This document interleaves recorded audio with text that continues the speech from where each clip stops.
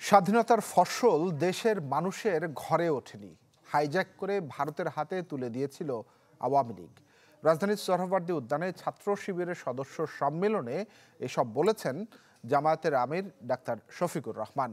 অভিযোগ করেন বিগত ১৬ বছরে চর দখলের মতো শিক্ষা প্রতিষ্ঠানগুলো কবজায় নিয়েছিল ছাত্রলীগ।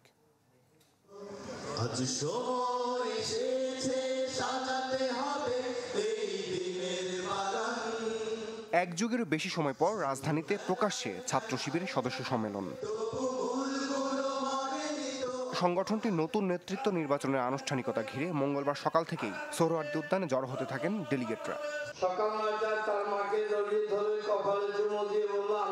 রাজশাহীতে বৈষম্য বিরোধী আন্দোলনে শহীদ আলী রায়হানের বাবা উদ্বোধন করেন সম্মেলন। ছিলেন অন্য শহীদ পরিবারগুলোর সদস্যরাও। এই ফ্যাসিস্ট খুনিকে এই দেশ থেকে বিতাড়িত করেছে। উদ্বোধনী সেশনে শেখ হাসিনা সরকারের মেয়াদের কঠোর দমন নীতির সমালোচনা করেন বক্তারা। হত্যা, সন্ত্রাস, খুন, গুম, রিমান্ড, ক্রসফায়ার, আয়নাগরের চেষ্টা করে রক্তাক্ত পথ মারিয়ে তোমাদের উপেক্ষা করে শিবির আজকে সোহরাওয়ার্দী উদ্যানে প্রমাণ করেছে তোমাদের কোনো বাধা শিবিরকে আটকে রাখতে পারে নাই। অনেক নিরপরাধ মানুষকে, অনেক নিরপরাধ আলেম ওলামাকে কিভাবে শুধুমাত্র তার পটেনশিয়াল থ্রেট মনে করার কারণে জেলখানা থেকে শুরু করে হামলা মামলা নির্যাতনের মাধ্যমে হত্যা করেছে। গুরুত্বপূর্ণ পদক্ষেপে সহযোদ্ধার মতো ভূমিকায় থাকার কাজগুলো করেছিল বাংলাদেশ ইসলামী ছাত্র শিবির। প্রধান অতিথির বক্তব্যে শিক্ষা প্রতিষ্ঠানে দায়িত্বশীল ভূমিকা পালনে শিবির নেতাকর্মীদের আহ্বান জানান জামাত ইসলামীর আমির।